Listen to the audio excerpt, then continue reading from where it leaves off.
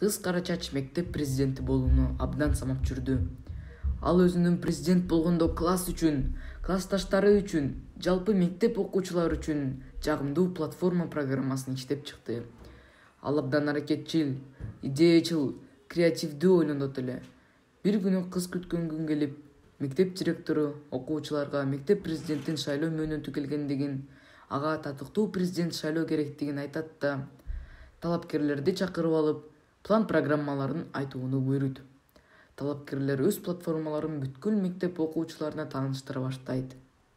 Ошол кезде Кара Чач эмнегедир толкунданып, эл ачына чыгып сүйлөөдөн коркуп, эл мени кантип кабыл алат? Мени шылдыңдап коюшсачы? Мени эч ким тандабай койсочу? Деген тынчсыздануу ойлору арбап алат да, денеси калчылдап, титирей баштайт. Кезек Кара Чачка келгенде, ал байкуш калтырап, шок абалда калат. Ал өзүнүн кыялында иштеп чыккан сонун план платформасын бирин да айта алган жок. Кызарган боюнча туруп калды. Үйүнө ыйлаган боюнча барат да, эч кимге көрүнбөй, тамак да ичпей, бөлмөсүнө кирген боюнча чыккан жок. Ага президент болуу кыялы көптөн бери эңсетип, максат кылып, канча окуп, өз алдынча изденип, сонун план программа иштеп чыкпады беле. Эми анын баары жок болду. Ал көптөн бери изденип тапкан планын эч кайсынысын да айта алган жок. Айтпаса койсун, ал уят болгонучу. Кара Чачтын апасы кыздын бөлмөсүнө акырын кирип барды. Кыз абдан шолоктой ыйлап жаткан. Анын бүт арзуулары жокко чыгып, ызасы толуп, өзүн кечире албай ыйлап аткан эле. Апа акырын келип, кыздын чачынан сылады. Унчукпады. Кыздын төнөлүп ыйлап алуусун күттү. Акырын кыздын ыйы азайганда: "Эч нерсе эмес кызым, дагы мүмкүнчүлүк бар экенин унуттуңбу?" деди. Кыз болсо ачуулана: "Апа, баары бүттү. Кайсы мүмкүнчүлүк? Кайдагы мүмкүнчүлүк?" деди. Апасы болсо: "Адамдын эң алсызы бул жеңилүүнү кабыл албоо, катасын таап, кайра баштан баштаганды унутуу", деди олуттуу үн менен. "Чын эле, апа. Мен кайсы жерден ката кеттим?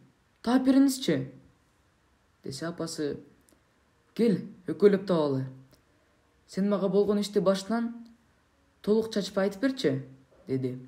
Кыз апасына эч нерсе боло электе эле катуу коркуудан калчылдап, өзүн жоготуп койгонун, сөз кезеги келгенде эч нерсе айта албай туруп калганын айтып берет. Ошондо апасы: "Кызым, атың эмне үчүн Кара Чач экендигин билесиңби? Атымдын кандай тиешеси бар? Сенин атың легенда уламышка айланган кыргыз элинин сыймыктуу чечен айымы Акыл Кара Чачтын урматына коюлган, кызым". "А чечен деген эмне? Акыл Кара Чач ким болгон өзү?" "Ашыкпа, кызым, айтып берейин.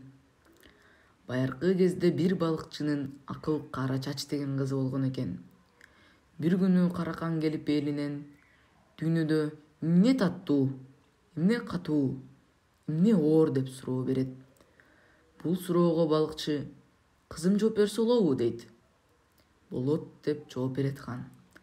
Балыкчы кызын ханга ээрчитип барат. Кыз ханга келип: 'Таксыр, ханым. Атам хандын суроосуна жооп бер деп ээрчитип келди. Сурооңузду бериңиз', дейт. Хан суроолорун айтат. Кыз: 'Балдан ширин жигиттин алган жары, таштан катуу жокчулук. Чын убададан оорун көрө албадым', дейт кыз. Хан кыздын жообуна таң калып, убадасы боюнча аттын башындай алтын берген экен. Бул окуядан кийин картайган хан жапжаш Акыл Кара Чачты 7 токолунан кийинки эрке токол кылып алмакчы болот. Бул окуяда кыз акылмандыгы, сөз тапкычтыгы, чечендиги менен хандын сунушунан кынтыксыз чыгып кеткен экен. Ал кезде хандын буйругу эки болчу эмес. Эгерде кимде-ким хан сунушунан баш тартса, башынан айрылчу. Кызым, түшүндүңбү? Чечендик өнөр ар кандай кыйын кырдаалдан оңой чыгып кетүүгө жардам берет. Кыз чечендик өнөрүнүн аттын башындай сыйлыкка ээ болуп, андан сырткары хандын каарынан кутулуп кеткен экен. Ал эми сенин маселеңе келе турган болсок, Сен бир гана эл астына чыгып сүйлөөнү билбедиң. Бар билимиңди көрсөтө албадың. Сага акыл кара чачтай чечендик өнөр жетишпейт. Сен бул өнөрдү өздөштүрүп алсаң, сен өз максатына ийгиликтүү жетесиң. Апаке, чечендик өнөрдү кайдан үйрөнөм?